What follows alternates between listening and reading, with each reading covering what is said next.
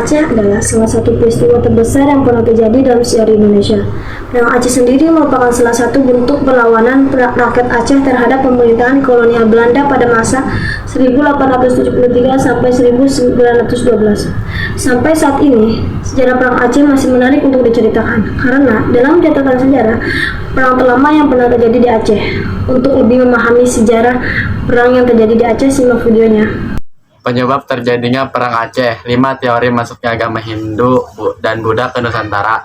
Penyebab terjadinya Perang Aceh sejak abad ke-17 Belanda sudah berusaha menanamkan kekuasaan di Aceh. Hal itu karena selain itu Aceh juga memiliki banyak kekayaan alam seperti lada, hasil tambang, serta hasil hutan yang melimpah sehingga Belanda sangat ingin menguasai untuk mewujudkan Pak Neerlandica. Namun hal itu tersebut tidak semudah yang dibayangkan Belanda, sebab rakyat Aceh menunjukkan segala upaya untuk mempertahankan kedaulatan. Pada masa itu Belanda juga memiliki kendala, yaitu Traktat London yang disetujui pada 17 Maret 1824.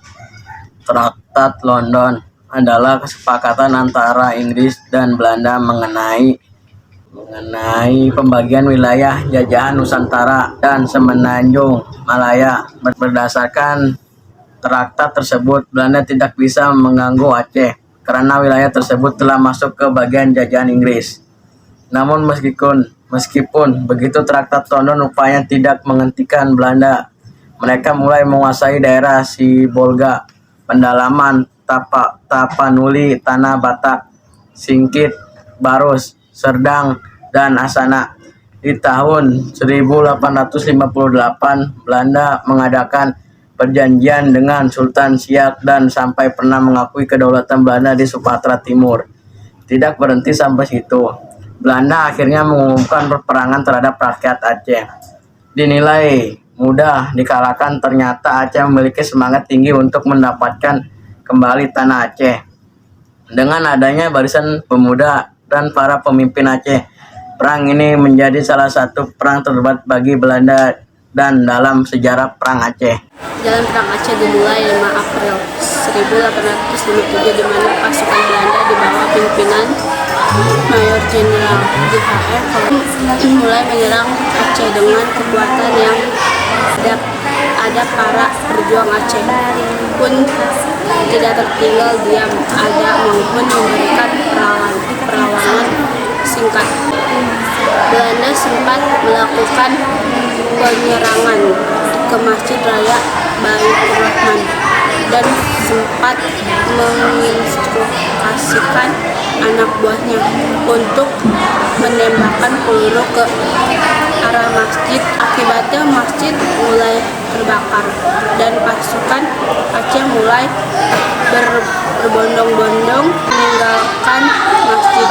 Belanda akhirnya berhasil menguasai masjid pada 14 April 1873. Namun Mayor Jenderal diketahui tewas dalam singkat pertempuran di masjid ini. Setelah berhasil menguasai masjid pada tanggal 9 Desember 1873, pasukan Belanda pun kembali mendarat di pantai Aceh. Pasukan ini dipimpin oleh Letnan Jenderal J. van Swieten, seorang pemimpin baru yang akan mengepalai pergerakan Belanda. Melihat kedatangan Belanda, pasukan Aceh pun tidak tinggal diam, hingga akhirnya meluncurkan berbagai serangan. Namun sayangnya pasukan Aceh harus mengalah dan mundur karena persenjataan Belanda jauh lebih lengkap. Pada tanggal 24 Januari 1874, pasukan Belanda kembali menduduki istana.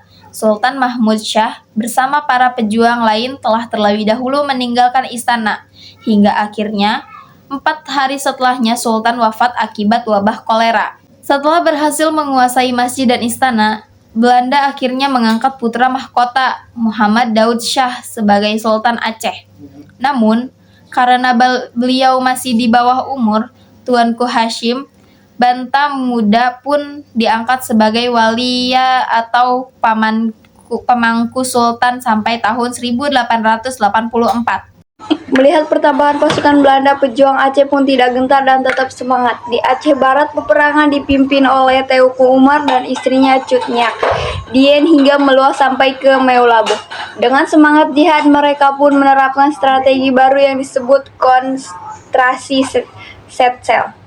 Berbagai kegagalan dalam pertempuran melawan rakyat Aceh akhirnya membuat Belanda mulai geram dan meruaskan.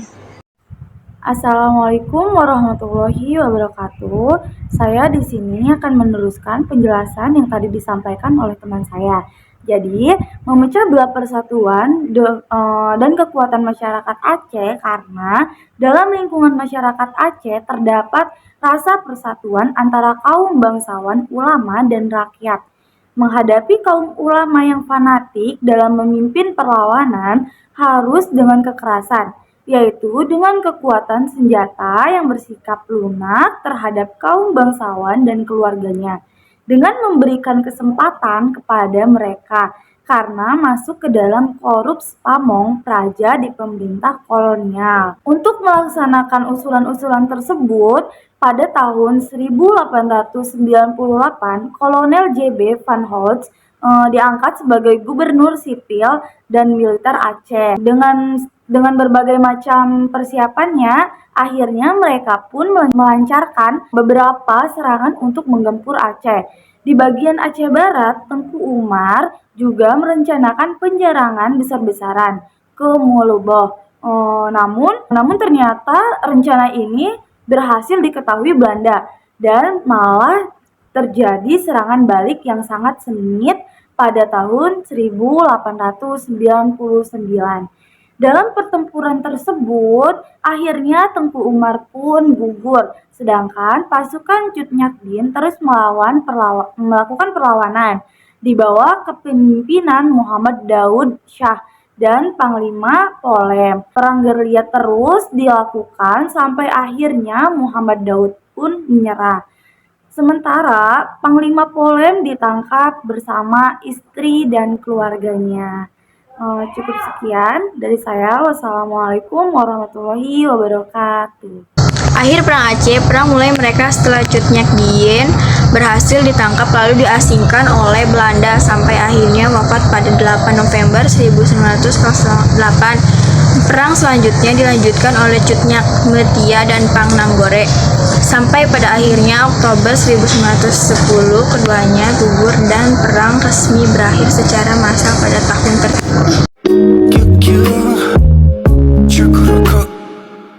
Cukuruko